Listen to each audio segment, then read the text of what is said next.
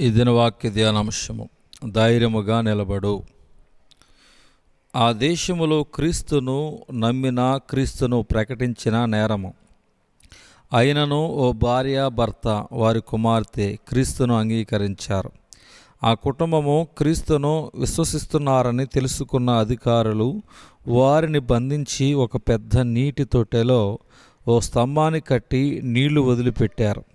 నీళ్లు మోకాళ్ళ లోతుకు వచ్చాక యేసును విశ్వసించమని, యేసు ఎవరో తెలియదని చెప్పండి, అప్పుడు మిమ్మల్ని వదిలేస్తామని అన్నారు.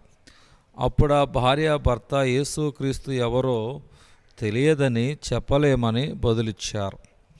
నీళ్లు కొంచెం కొంచెం పైకి వస్తూ ఉన్నాయి. పాప చిన్నది కావున, ఎత్తు తక్కువ కావున మొదటిగా చిన్న పాప మునిగిపోతూ ఉంది.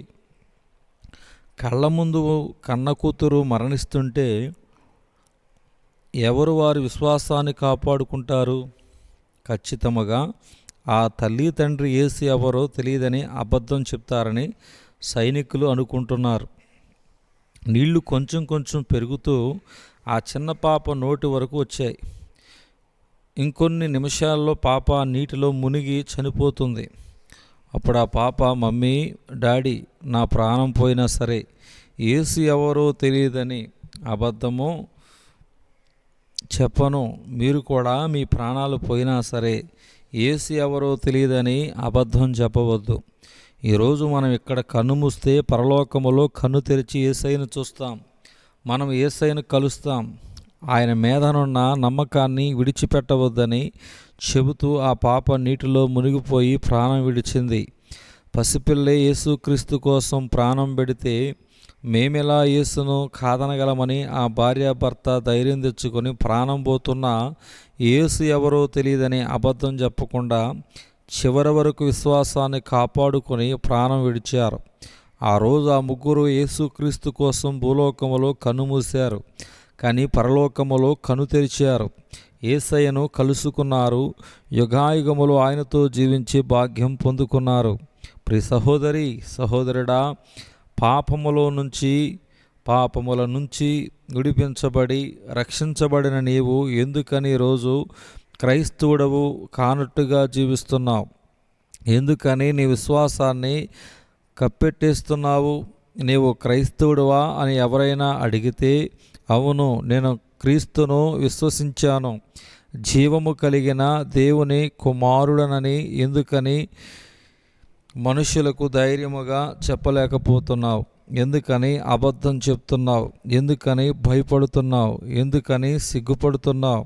నువ్వు పాపములో, అంధకారములో, దేవునికి దూరంగా, దేవునికి శత్రువుగా జీవిస్తూ శాంతి సమాధానము లేక కొట్టుమిట్టాడుతున్నప్పుడు నీ పాపములను మన్నించి నిన్ను తన రక్తధారలతో కడిగి శుద్ధి చేసి నీతిమంతునిగా తీర్చి తన కుమారునిగా లేదా కుమార్తెగా చేసుకొని పరలోక భాగ్యాన్ని అనుగ్రహిస్తే, నీకోసం తన ప్రాణాన్ని ఇచ్చి తన రక్తమంతటిని ధారపోసిన ఆ యేసయ్యను మనుషుల ఎదుట బహిరంగముగా ఒప్పుకోవడానికి ఈరోజు సిగ్గుపడుతున్నావు, భయపడుతున్నావు. అయ్యో, ఇది ఎంత విచారకరం! కనీసం ఈ రోజు నుంచైనా చక్కని ప్రార్థనా జీవితాన్ని అలవరుచుకొని లోక స్నేహాలను, శరీర సుఖాలను విడిచిపెట్టి పరిశుద్ధాత్మకు నిన్ను నీవు అప్పగించుకొని ధైర్యము, రోషము కలిగిన దేవుని బిడ్డగా క్రీస్తును సాక్షిగా జీవించడానికి ఒక గొప్ప తీర్మానము తీసుకుంటావా? ఒక్కసారి ఆలోచించు.